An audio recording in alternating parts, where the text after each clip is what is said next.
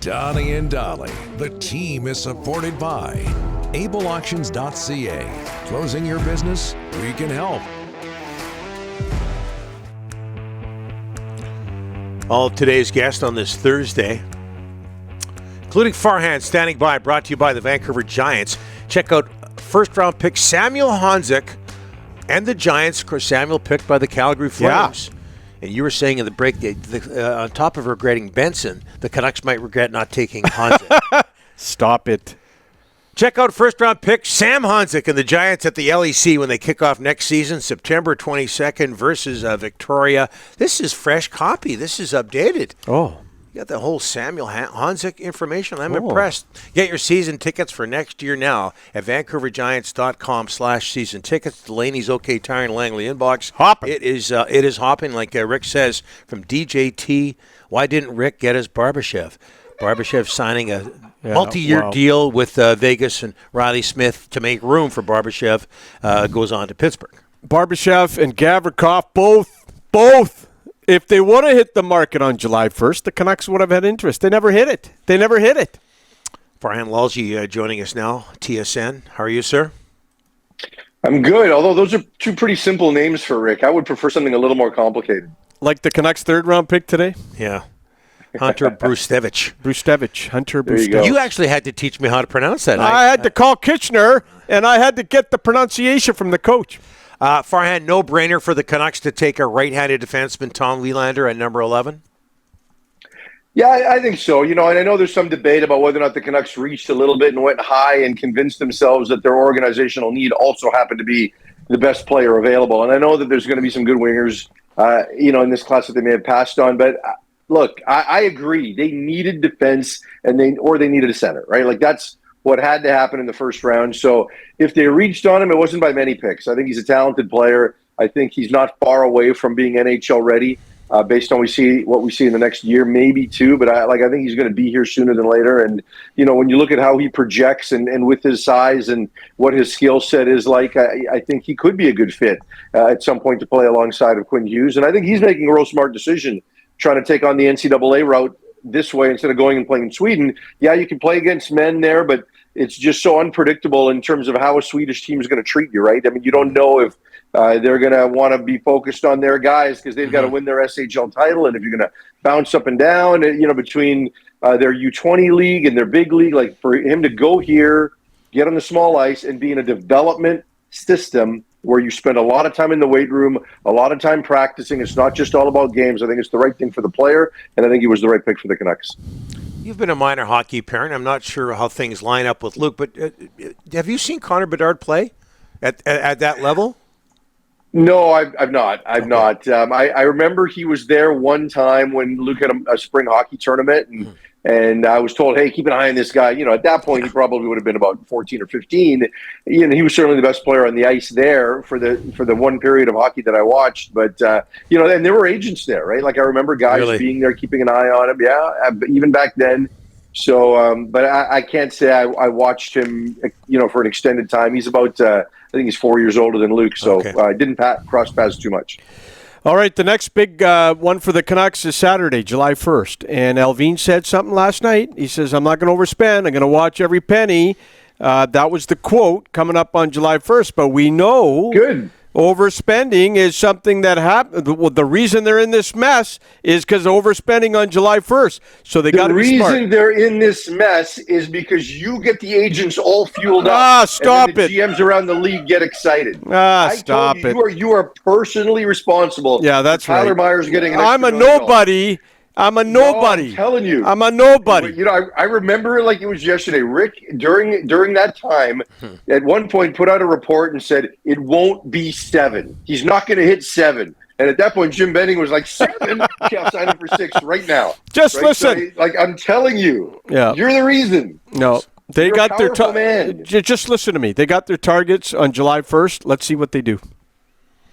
Yeah, and it's interesting that they want to, when you listen to some of the names, names like Ian Cole, and they're not afraid to get old. Like they really believe this is their window.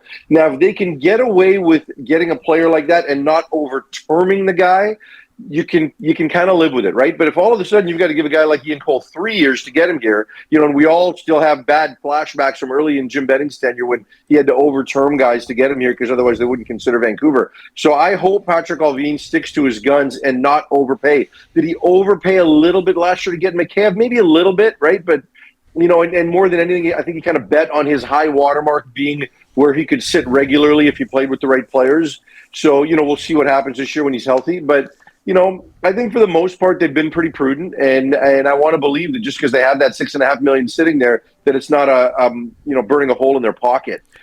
Because you hope that they can get at least 2 legitimate players that can help them with that money. And if they can clear more, we keep hearing Connor Garland's name still getting mentioned, and maybe they can add a third, right? Because we know they need 2 defensemen and a right shot center on their third line. They need 3 legitimate pieces.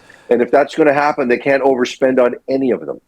Bad news for the BC Lions this week. Canucks dominating all the news because they should be talked about as well. 3-0, the Lions. They got a big one Monday in Toronto. Farhan, preview that. And what's impressed you about the Lions so far, 3-0? Well, obviously their defense, right? And we're going to talk a lot about Vernon Adams, and Dave Naylor and I today debated a segment on who's had the better start, Vernon Adams and Chad Kelly. And guess what? They're both playing on Monday. So I think there's a real good reason for football fans to watch. But this is a defending Grey Cup champion, not a fluke Grey Cup champion. That's a very good roster, and they've got a good defense. And they've also got a great run game, right? And you think A.J. Ouellette's going to really be excited about facing the Lions. But just what BC has done defensively, it's been incredibly impressive. I look at what they've done in their last 2 games, the way they were able to hold Winnipeg to 2 field goals. That's still the gold standard. Zach Caleros is still the gold standard as far as offensive pieces are concerned. That was such an impressive performance following up a shutout, which even against Edmonton, that's not easy to do in this league. And my point in the way they've played defense, I've just been really impressed watching them for 3 years. So 3 years ago, they bring all these young guys in with no CFL background, and they decide right out of training camp they're going to give Ryan Phillips the DC job, right? And initially it was supposed to be Rick Campbell with 2 roles, but he liked what he saw from Ryan in training camp and gave him the job. And in 3 years, they've developed. They weren't good 3 years ago. They missed tackles left and right 3 years ago. I was so impressed watching them last Thursday, always in the right spots and always finishing the tackle. And so in this league, you guys know this, you don't get an opportunity to grow. It's now or never because it's a 9-team league. Everyone thinks you should win the Grey Cup every year. It's ridiculous. They got a chance to build.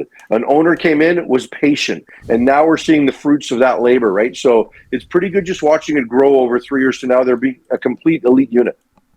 One more, Farhan, if you don't mind. We haven't talked about this for the last couple of weeks, but the SFU football program, there's another chapter, and I hope I'm getting this right, but Bob Mackin article at BIV News, SFU saying publicly February 1st, the Red Leafs would play in 2023, but we're actually planning at that time to ditch football, reportedly. How does that make you feel? I'm of a few minds on it. Number one, I'm really disappointed / disgusted, right, with that level of kind of underhanded activity and just a lack of integrity, right, on the part of leadership at all levels of the university. But at the same time, I'm also not surprised because we knew that decision wasn't made when they said it was made. Mm-hmm. So just seeing it in writing reinforces what we already knew. But I think more than anything else right now, guys, I need to move on from all of that because we've still got a program to save. And the more we get into the weeds and get into the mud and get sickened and fight and say, spew a lot of vitriol, that doesn't help our process. And our process is still positive. It's still really possible. We met with the advisor yesterday with Bob Copeland, and we still really believe there's a path forward for this program. So we can go back in the mud.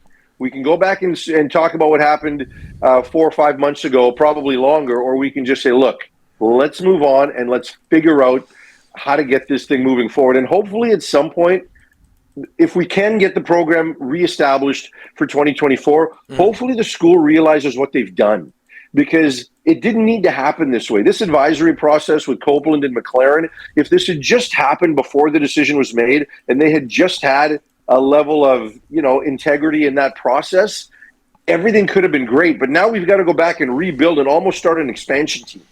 Right, so that's just going to make the job harder. We're up to the task, But hopefully at some point the university realizes what they've done and goes the extra mile to help us move this forward to make up for their behavior to this point in the process. But let's just think forward. Well said. All right, Farhan, next week we'll talk to you then. Thanks so much. All right, Monday. And I heard next week is like the last one. You guys are on teacher's hours. I don't know where I sign up for your job, guys. Next week is the last one, and then you're on summer vacation for 2 months. Holy cow. Get a better agent. Lisa, Yeah. I'm telling you, because Lisa, I thought, was the only teacher in your life, Don, and now the two of you live a teacher's calendar. Yeah, I'm married to a teacher. I hear about, my vacation and how it's not right all the time. Trust me. Because she probably teaches summer school, being the strong-willed, committed person she is to your family. I need the money. And you just kick your feet up, and you call Rick all the time, all summer. That's right. And say, hey, what do you got, Rick? And come on, guys. Hey, you keep this up. I'm not going to invite you to golf this summer. That's it. We're looking for free golf. That's all we're going to do. July and August, free golf. Let's do it, boys. Thanks, Okay. Farhan. Appreciate it, buddy.